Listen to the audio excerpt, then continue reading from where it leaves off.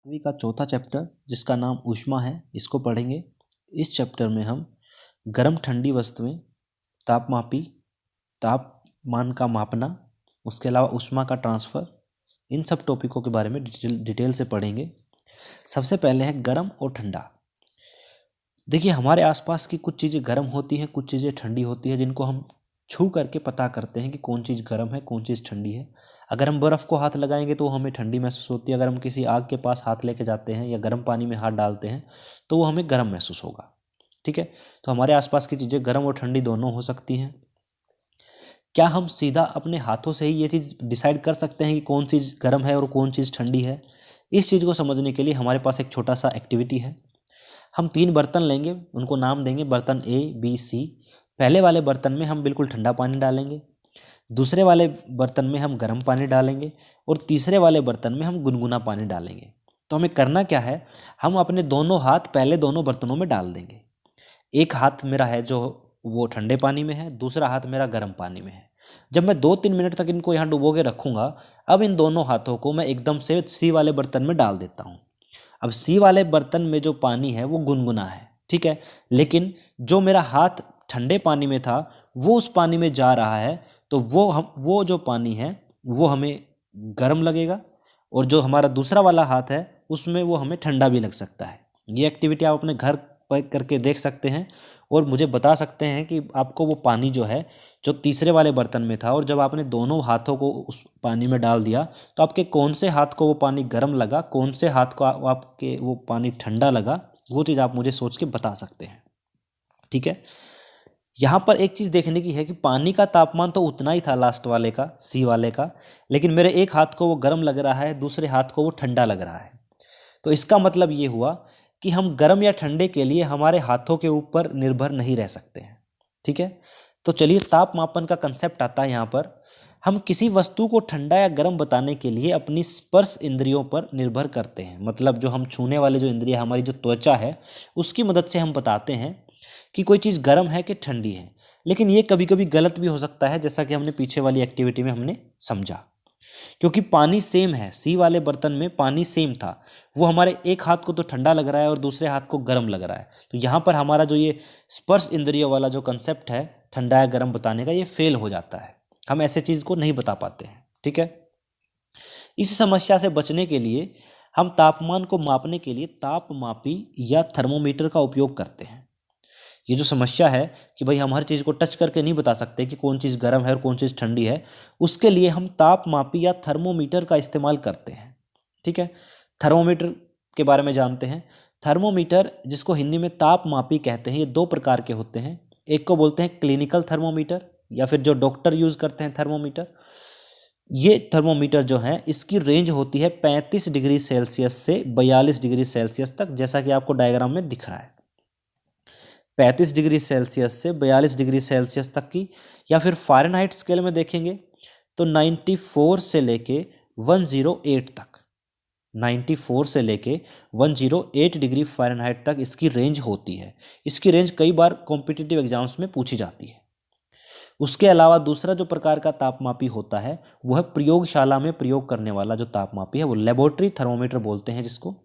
ये डॉक्टर वाले थर्मोमीटर से थोड़ा सा बड़ा होता है और इसकी जो रेंज होती है वो -10 डिग्री सेल्सियस से 110 डिग्री सेल्सियस तक होती है। ठीक है, इससे कम ज़्यादा भी हो सकती है, वो डिपेंड करता है आप कौन सी लैब में काम कर रहे हैं।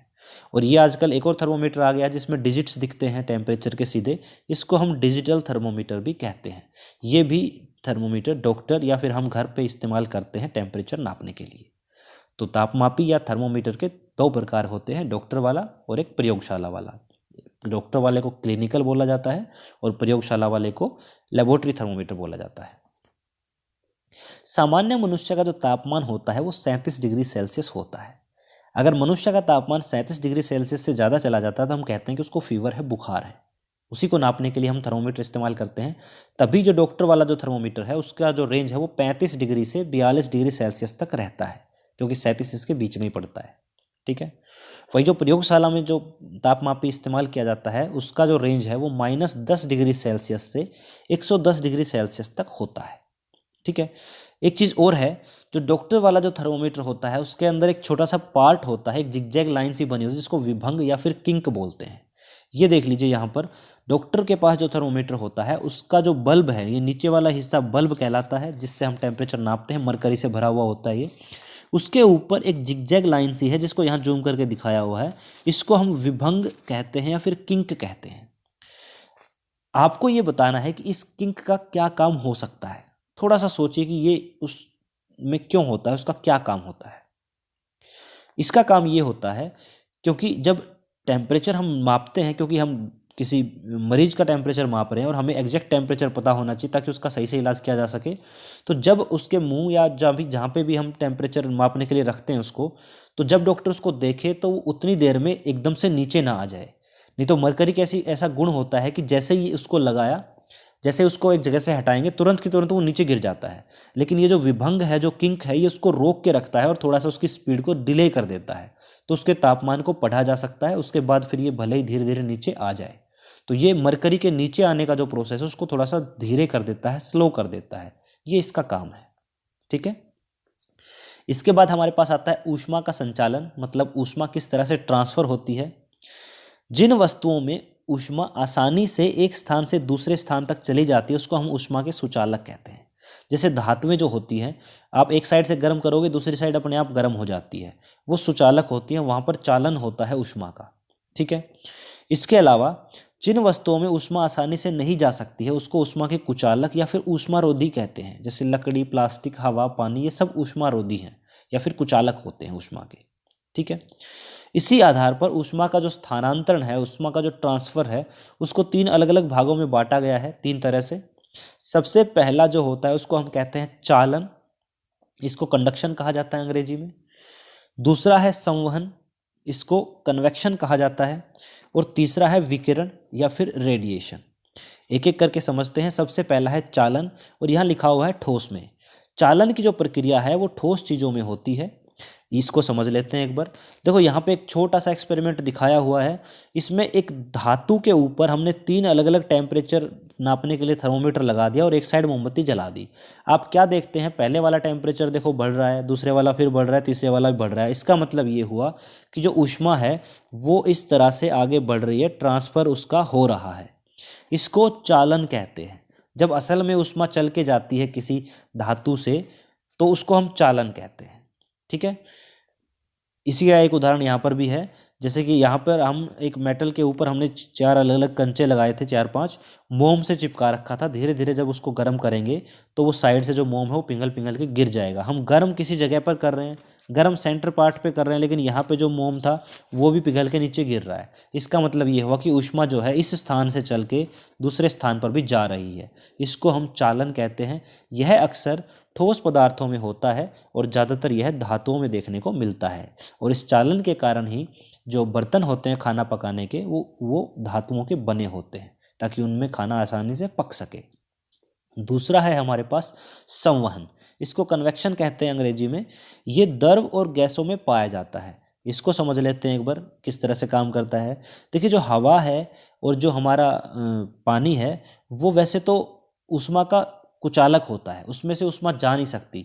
लेकिन जब हम किसी चीज़ को गर्म करते हैं, खास करके मान लो पानी को जब हम गर्म करते हैं, तो होता क्या है, सबसे पहले जो पानी नीचे उसके संपर्क में है वो गर्म होके हल्का होके ऊपर उठता है, ऊपर वाला पानी जो है वो नीचे आ जाता है। और इस तरह से ये प्रक्रिया चलती रहती है, जैसा कि आपको इस वाले डायग्राम में दिख रहा है। सबसे पहले नीचे वाला पानी गर्म होगा, वो गर्म होके ऊपर उठेगा, ऊपर का जो ठंडा पानी है वो नीचे आएगा, फिर जो फ्लेम है, जो आग जल रही है उसके नीचे, उसके संपर्क में आएगा, और फिर वो ऊपर जाके गर्म होके फिर ऊपर से ठंडा पानी फिर नीचे आएगा, और इस तरह पूरा घूम घूम के सारा का सारा जो पानी है वो गर्म हो जाता है। सेम प्रोसीजर जो है वो हवा के साथ भी होता है। हवा में भी यही चीज़ होती है। जब हवा गर्म हो जाती है तो वो हल्की होके ऊपर उठती है, और जो नीचे जो दोबारा जो हवा आती ठंडी वो फिर से गर्म होके फिर ऊपर उठने लगती है।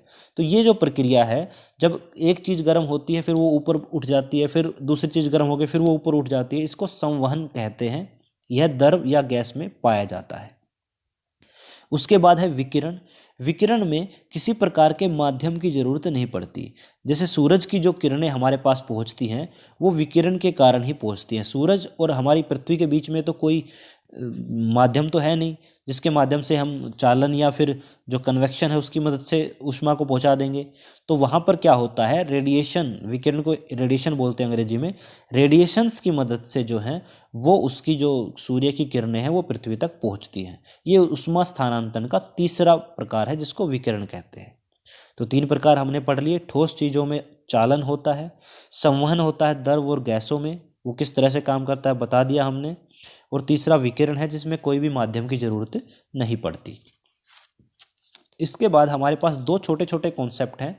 एक को बोला जाता है समुद्र समीर और दूसरे को बोला जाता है थल समीर। दोनों का मतलब समझते हैं। देखो, समुद्र के किनारे दिन के समय क्या होता है, दिन के समय जब धूप गिरती है तो मिट्टी थोड़ी सी जल्दी गर्म हो जाती है, पानी उसके मुकाबले धीरे धीरे गर्म होता है। इसकी वजह से क्या होता है, मिट्टी के आसपास की जो हवा है वो गर्म होके ऊपर उठेगी, और गर्म होके ऊपर उठेगी तो वहाँ पर लो प्रेशर बन जाएगा, मतलब कम दाब का क्षेत्र बन जाएगा। वहीं पानी जो है वो थोड़ा सा गर्म धीरे होता है, तो वहाँ पर हमेशा हाई प्रेशर रहता है। हाई प्रेशर मतलब अधिक दाब होता है। तो जब एक जगह लो प्रेशर और दूसरी जगह हाई प्रेशर होता है तो हवा चलने लगती है हाई से लो प्रेशर की ओर, ज़्यादा दाब से कम दाब की ओर हवा चलती है। तो दिन के समय हमेशा ऐसा होता है, समुद्र के किनारे पे समुद्र से ठंडी ठंडी हवा जो है वो ज़मीन की तरफ आती है, जैसा कि यहाँ डायग्राम में दिखाया गया है। और हमेशा समुद्र के किनारे दिन में ऐसा ही होता है। इसको हम कहते हैं समुद्र समीर, मतलब समुद्र से आने वाली हवा समुद्र समीर, ऐसा दिन में होता है केवल। ठीक है। रात के समय इसका उल्टा होता है। रात के समय क्या होता है, मिट्टी जो गर्म जल्दी हुई थी वो ठंडी भी जल्दी होती है, और पानी जो गर्म लेट से हुआ था वो ठंडा भी लेट से होता है। इसका मतलब ये हुआ कि पानी गर्म है और मिट्टी ठंडी है। इन दोनों की वजह से क्या हुआ, अब पानी जो है वहाँ पर, क्योंकि पानी गर्म है तो वहाँ पर लो प्रेशर रहेगा, और जो मिट्टी है वहाँ पर हाई प्रेशर रहेगा, और हवा हमेशा हाई से लो ही जाती है। तो यहाँ पर जो हवा चलेगी वो धरती से समुद्र की ओर चलती है, इसलिए इसका नाम है थल समीर, मतलब जमीन की ओर से चलने वाली हवा। तो ये जो है हमेशा समुद्र के किनारे होता है। दिन के समय जो हवा है वो समुद्र से धरती की ओर चलेगी, ठंडी ठंडी हवाएं, और रात के समय में जमीन से समुद्र की ओर हवाएं चलती हैं। जो जमीन से चलती है उसको थल समीर कहते हैं, और जो समुद्र से चलती है उनको समुद्र समीर कहते हैं। ये चीज़ इस प्रकार से काम करती है। इसके बाद हमारे पास है छोटा सा कॉन्सेप्ट बचा है गर्मियों और सर्दियों के कपड़े। हम देखते हैं कि गर्मियों में हम हमेशा ऐसे कपड़े पहनते हैं जैसे सफ़ेद रंग के हों, हल्के हल्के रंग के हों, हल्के कपड़े पहनते हैं, क्योंकि रंगों की अलग अलग वो होती है। अगर सफ़ेद रंग है तो वो अपने ऊपर पड़ने वाली जितनी भी विकिरणें हैं उनको रिफ्लेक्ट कर देता है, उसको अवशोषित नहीं करता और गर्मी से हमें बचा के रखता है। ठीक है। वहीं सर्दियों में हम डार्क कलर के कपड़े ज़्यादा पहनते हैं, जैसे यहाँ पे काले दिखाए हुए हैं, या फिर हम ऊनी कपड़े ज़्यादा पहनते हैं, क्योंकि डार्क कलर के कपड़े क्या होते हैं, ज़्यादा से ज़्यादा सूर्य की जो ऊष्मा आती है उसको अवशोषित कर लेते हैं, अपने अंदर सोख लेते हैं। तो वो सोखेंगे तो वो ऊष्मा हमें मिलेगी, तो हम उससे गर्म रहते हैं। तो इस तरह से हमारे गर्मियों और सर्दियों के जो कपड़े हैं वो डिज़ाइन होते हैं। गर्मियों में हम हमेशा हल्के रंग के कपड़े पहनते हैं ताकि सूर्य की विकिरणें जो हैं, किरणें, वो फैल जाएँ और हमारे तक ना पहुँचे और हमें थोड़ी सी राहत मिले। और गर्मियों में हम ऊनी कपड़े पहनते हैं या फिर डार्क कलर के कपड़े पहनते हैं ताकि जितनी भी ऊष्मा है वो अवशोषित कर ले और हमें वो गर्म रखे। ठीक है।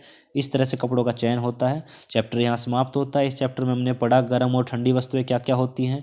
गर्म ठंडा मापने के लिए जो तापमापी होता है या तापमान को मापने के लिए जो हमारे पास थर्मोमीटर होता है उसके बारे में जाना। हमने ऊष्मा का स्थानांतरण के बारे में समझा, और समुद्र और थल समीर के बारे में जाना, और हमने लास्ट में पढ़ा गर्मी और सर्दी के कपड़ों में अंतर। ठीक है।